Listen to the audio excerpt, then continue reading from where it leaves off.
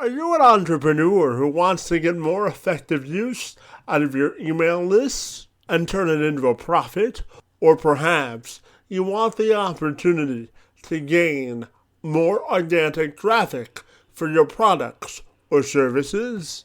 If you answered yes to any of those posed questions, then Jennie Wright is someone you ought to make some time to meet. She's a lead generating and list building expert who works with authentic entrepreneurs to help them build highly engaged email lists and then expertly help them to sell their products and services to them.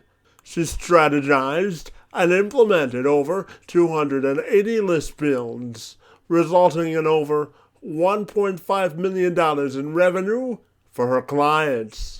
She also hosts a podcast with her business bestie Allison called System to Thrive.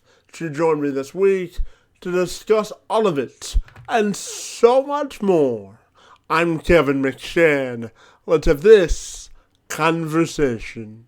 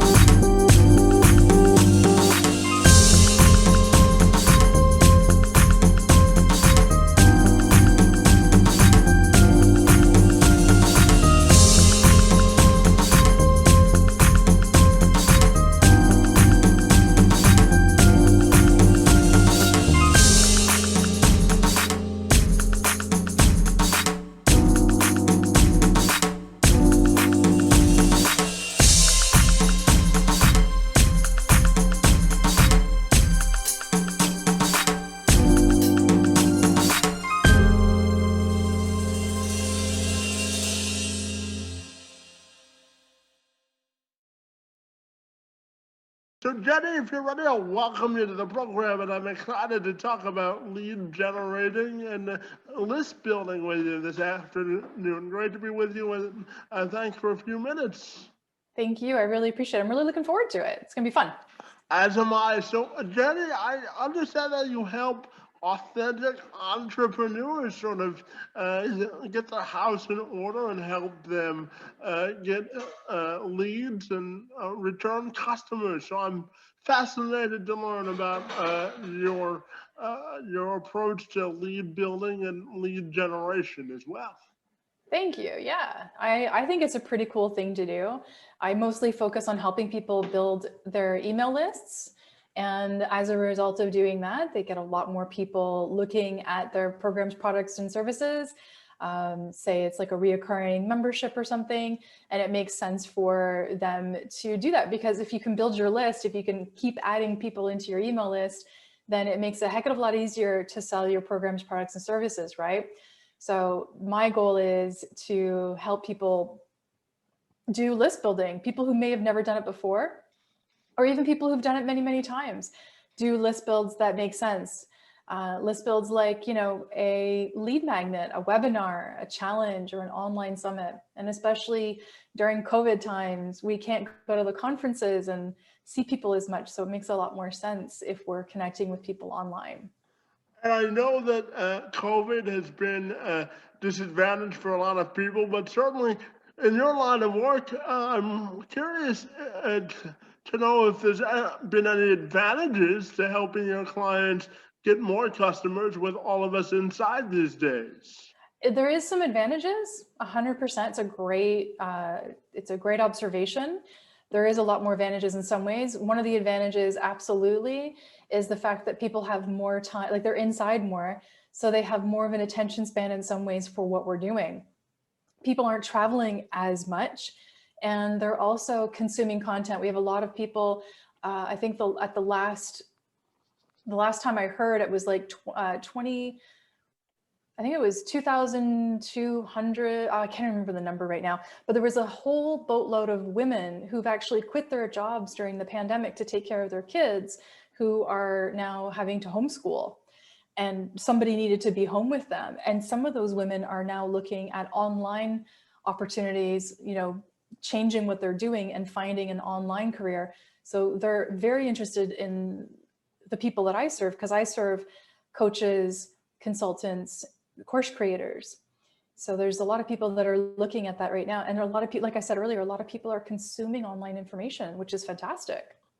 And I also know that you think there's a gap between lead generation and list building as sort of an all or nothing equation. So I'm wondering if you could expand on that for me. Sure, absolutely. There is absolutely a gap, and the gap tends to be something around authenticity and messaging, right? So the lead generation and list building, people tend to look at these things and they don't see the relationship building that needs to take place. A lot of people think that they can start an online business, throw a lot of money at paid advertising, and it's going to solve all their problems. The problem is that if you do that and you're attracting leads into your business, it may not be the right leads. It may not be the right people. And then when you go to put an offer in front of them, it doesn't work. So we need to, the gap needs to be filled by creating more relationships, understanding people better, putting offers in front of them that make sense, connecting to them on a human level versus, you know, a number in your list, right? So the vanity number of how many people you have in your list just doesn't equate anymore. People should just have a very focused list, and it's a heck of a lot easier. I think people forget the fact that every single email address is a person, and those people have problems that need to be solved, right? And so it's our responsibility as people who are generating leads or building leads or helping clients do that, to look at them as human beings and create a deeper relationship. And that's going to turn a lead into a reoccurring customer. And we all know that it's easier to get somebody who's purchased from you before to purchase from you again versus a cold audience. A return business is the best kind of business you can have, right? Right, Kevin? That's all. Yeah, exactly. So I'm also curious to get your opinion on business sustainability and how your line of work can help people do that and sort of get their brand and their messaging out there as well. Absolutely. So when you're trying to build your list, one of the things that happens naturally and occurs almost naturally, especially if you're going to use organic marketing, which is what I excel at, is you start creating consistency. So you start showing up with consistency, right? So you're emailing on a regular basis, or you're posting on social media on a regular basis, or you're doing podcasts like this, or YouTube channel videos like this, and you're showing up with more consistency. And when you do that, your brand does get in front of more people. And as a result, more people see what you're doing. If you think it's sufficient to only do one Facebook Live a month and one post on social a month and one email a month, it's not going to make the difference in your business. It's not going to get you in front of the people that need you.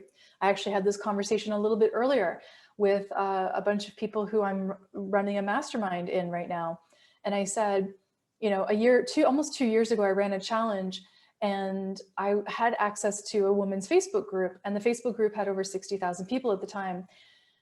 And for them to see me as an expert and not just wonder who I was, in a 2.5 week period, I went live in that person's Facebook group 38 times because I needed to create a transfer of credibility from her and her group over to me.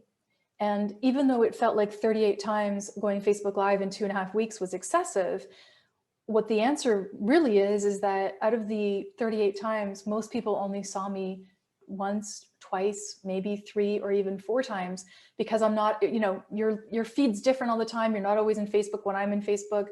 And as a result, people weren't seeing me as much as I thought they were seeing me. And if I only show up when I think people will see me, they're only going to see me once, and I need them to see me more than that.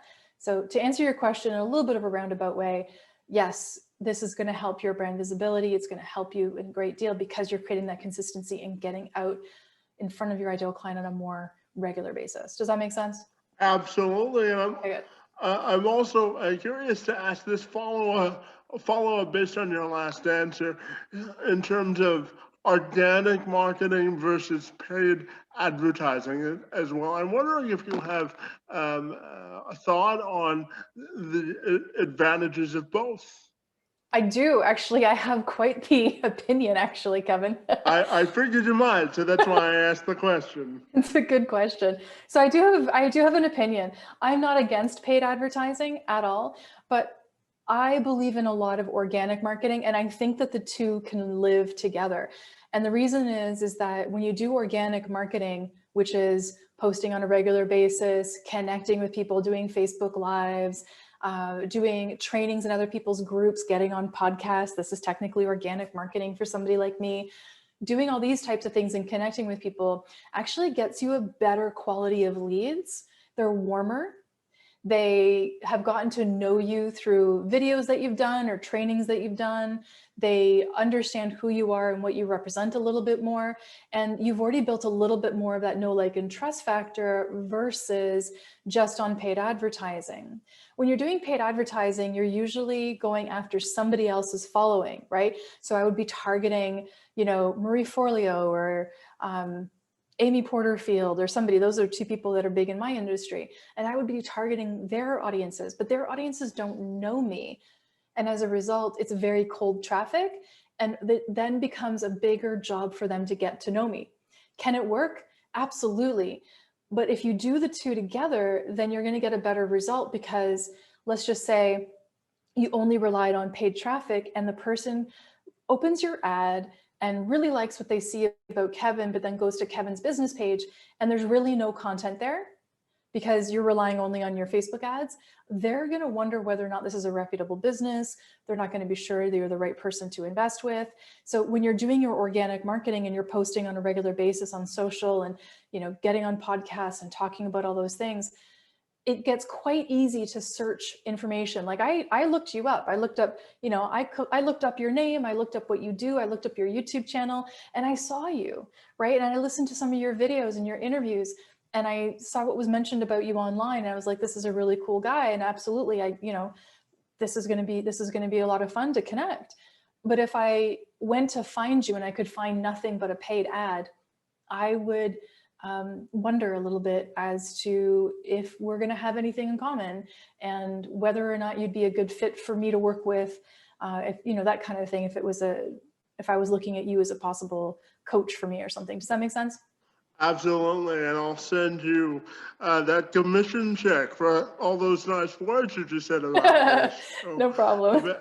Yeah, no kidding. And I also know that you host your own podcast with your business bestie, Allison. So I'm curious to know what sort of messages you hope to convey through the podcast. Thank you. Actually, that podcast was born right during the pandemic, like last year in July.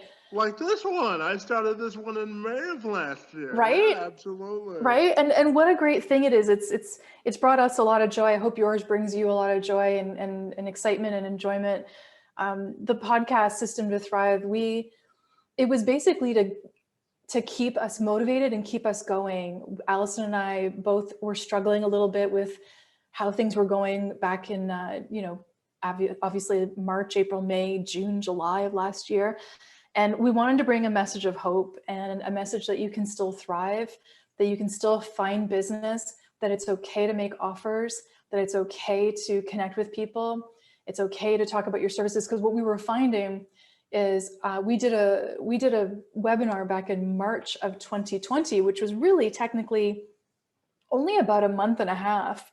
It was late March. So it was only about a month and a half into the pandemic in North America, especially in Canada. And people were freaking out. We were getting people saying, I don't think I can sell because I don't feel good asking people for money right now. But you can make ethical offers, offers that fit. And so we created this webinar before we had the podcast. We created this webinar, and we did this webinar together, and we ended up doing a pay what you can offer, which was really cool because then everybody could afford us. It was pay what you can. Some people paid us $5. Some people paid us $300. And we ended up doing all these calls with people, these paid calls. And then off the back end, we ended up booking over $30,000 in work, which we desperately needed at the time. And then the podcast came later on, and the podcast is just continuing that message of authenticity and transparency and service. And that's where it's kind of gone from there. Yeah, and I think podcasting is a great way to authentically connect with people, don't you? Oh, heck yeah. I'm meeting so many great people. And it's great to connect with people and learn about them. And then you make these interesting relationships that you might be able to connect with them later and do something like, I love the podcast swap idea. Somebody goes on yours, you end up on theirs. Like there's really some great opportunities. Yeah, I've done 3 this week already. So right? Yeah. You know the game I'm talking about.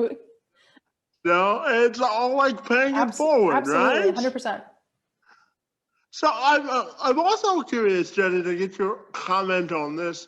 As you know, I do a lot of work for enhancing inclusion for people with disabilities.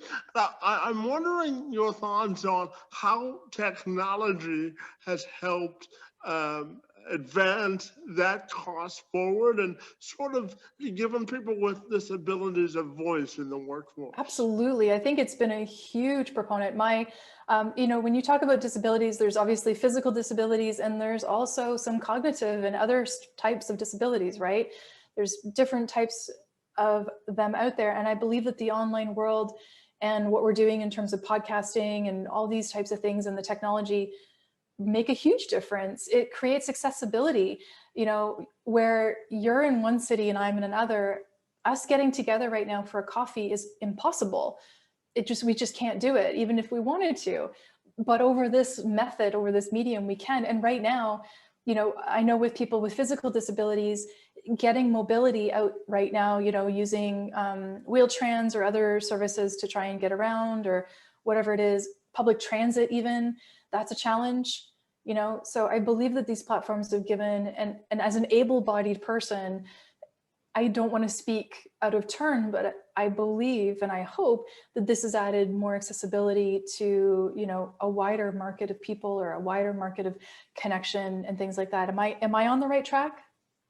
Absolutely. I always live by the mantra that inclusion is the gateway to independence. So any way we can include more people, I'm all for it, for sure. Absolutely. And the weird thing is, it's actually not weird, but the thing is that in the online space where I am a lot, there's a lot of people that would say that they have some sort of a disability, be it cognitive disability. If you want to put ADHD or any of those as a possible issue, like my nephew has some pretty interesting, things that he's had to experience and get over. And the online space and this technology has really assisted in that way, right? So there's a lot of opportunity here, and I think we have to take it further. What I think is, before the pandemic, we didn't take this seriously enough, this inclusion and accessibility. And I think we're seeing a lot more of it going forward. And I know one of your favorite pastimes is to bake. So I want to have a little fun and ask you a couple of questions about your passions and why you like baking so much. And what was the last thing you baked there, Jenny? The last thing I baked was lemon blueberry muffins. Okay. And what are you most excited to try next? I am excited, actually. I want to try my hand at more difficult bread recipes. So my passion for baking comes from my grandfather. He taught me how to bake. Him and my grandmother used to bake bread every week, and pies and buns. And he taught me how to work with yeast. I was maybe 6 years old the first time I started to bake, maybe. And I kept up that passion, and my grandmother taught me how to bake pies and everything. and I've kept it. It's actually a comfort thing when I'm feeling a little bit stressed out. Baking bread and baking pies makes me happy.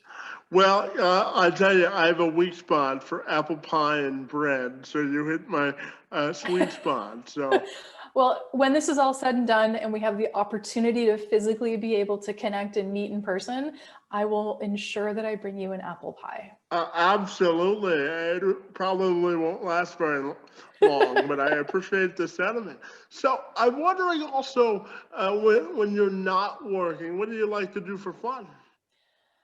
I am really lucky. I live close to a really nice outdoor trail. I love to be on the trails, walking, biking, skiing, anything that can get me outside and active. I love. My brother has a boat that he lets me come down and hang out on and stuff like that. I like to be active. How about you? What do you like to do? To be perfectly honest, I view this as doing podcasts and connecting with people to be my form of sort of my self-expression. Awesome. And then I also one of my faults in life is being a Detroit Lions fan. So I watch a lot of football. I'm depressed every Sunday, but after I do a podcast, I feel a little bit better after they lose every week. But that's okay. I also I recently did, I'm a motivational speaker by trade, so I recently did a conference. I was a keynote speaker for a conference to inspire for first-time teachers, so that was kind of fun. That's awesome. So yeah, I like to motivate people for fun and doing podcasts. I'm a sports reporter by trade, so Yes. anytime I get to talk sports, I'm happy. So that's sort of my passions. I also have 3 siblings. I have 2 sisters, and I have an identical twin brother. So I like hanging out with my family and watching sports, basically. So That's awesome. I love it. I love it. That's fantastic. I'm also curious, Jenny, to ask you, what's your favorite part about being Canadian? What's my favorite part about being Canadian? I think it is the fact that most people assume that I'm nice and polite. That's the typical Canadian stereotype, isn't it?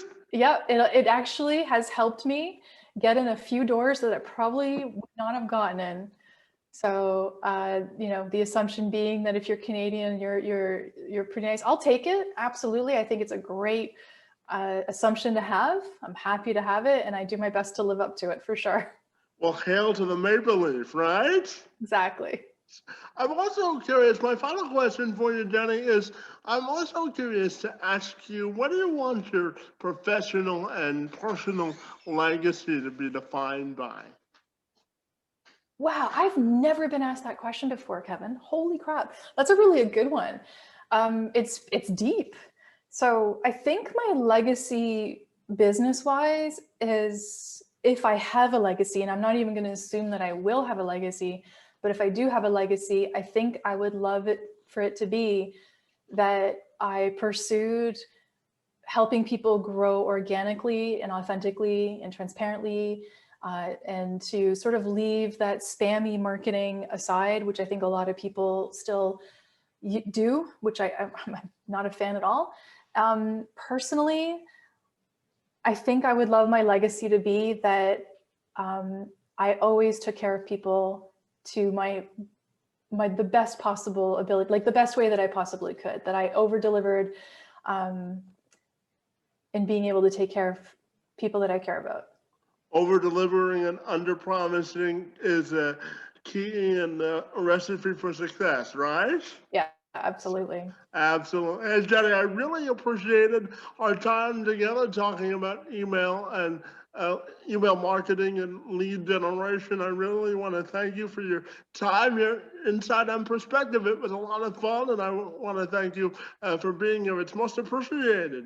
Thank you. I really appreciate the invitation a lot.